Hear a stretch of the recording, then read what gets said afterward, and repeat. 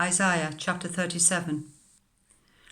When King Hezekiah heard this, he tore his clothes and put on sackcloth and went into the temple of the Lord.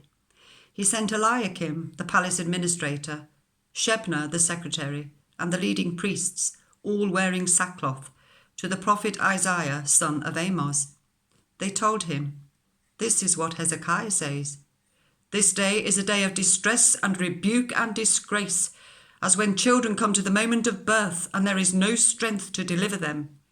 It may be that the Lord your God will hear the words of the field commander, whom his master, the king of Assyria, has sent to ridicule the living God, and that he will rebuke him for the words the Lord your God has heard. Therefore pray for the remnant that still survives." When King Hezekiah's officials came to Isaiah, Isaiah said to them, "Tell your master, this is what the Lord says. Do not be afraid of what you have heard, those words with which the underlings of the king of Assyria have blasphemed me. Listen, when he hears a certain report, I will make him want to return to his own country, and there I will have him cut down with the sword." When the field commander heard that the king of Assyria had left Lachish, he withdrew and found the king fighting against Libnah. Now Sennacherib received a report that Tirhakah, the king of Cush, was marching out to fight against him. When he heard it, he sent messengers to Hezekiah with this word: "Say to Hezekiah, king of Judah, do not let the God you depend on deceive you when he says, 'Jerusalem will not be given into the hands of the king of Assyria.' Surely you have heard what the kings of Assyria have done to all the countries, destroying them completely. And will you be delivered? Did the gods of the nations that were destroyed by my ancestors deliver them?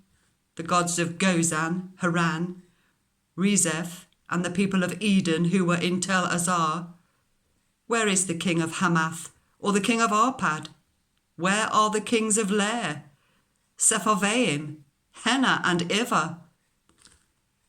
Hezekiah received the letter from the messengers and read it. Then he went up to the temple of the Lord and spread it out before the Lord. And Hezekiah prayed to the Lord, "Lord Almighty, the God of Israel, enthroned between the cherubim, you alone are God over all the kingdoms of the earth. You have made heaven and earth. Give ear, Lord, and hear. Open your eyes, Lord, and see. Listen to all the words Sennacherib has sent to ridicule the living God. It is true, Lord, that the Assyrian kings have laid waste all these peoples and their lands.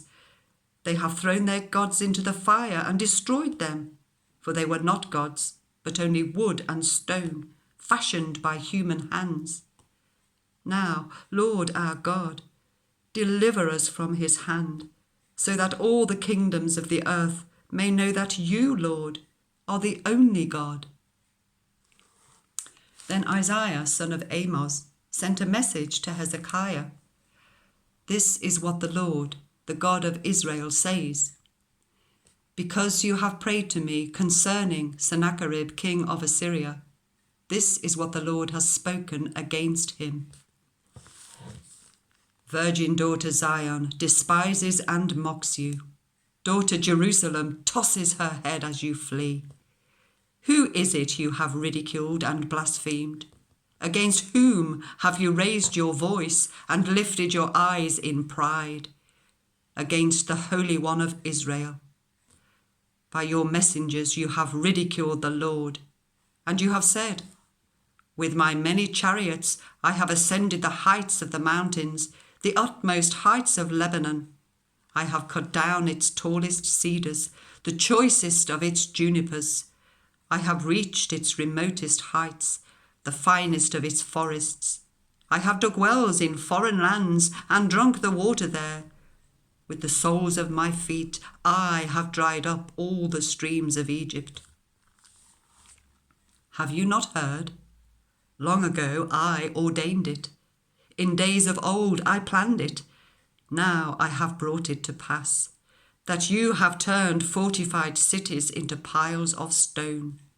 Their people, drained of power, are dismayed and put to shame. They are like plants in the field, like tender green shoots, like grass sprouting on the roof, scorched before it grows up. But I know where you are, and when you come and go, and how you rage against me.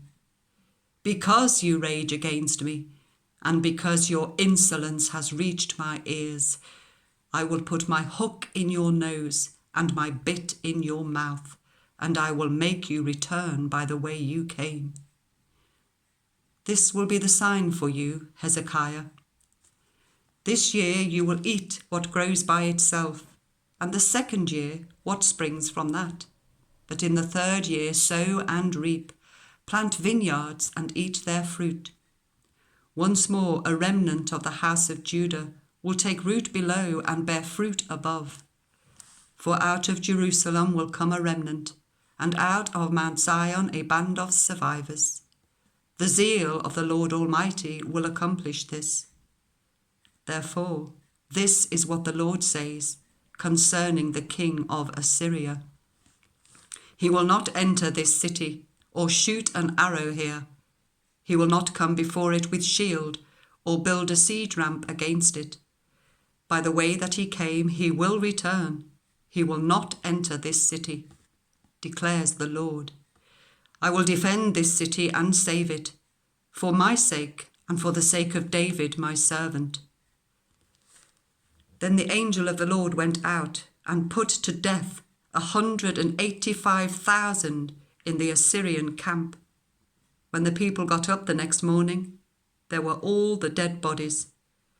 So Sennacherib, king of Assyria, broke camp and withdrew. He returned to Nineveh and stayed there.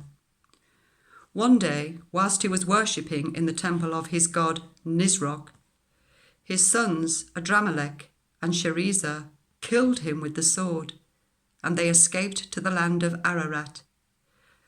And Esarhaddon, his son, succeeded him as king.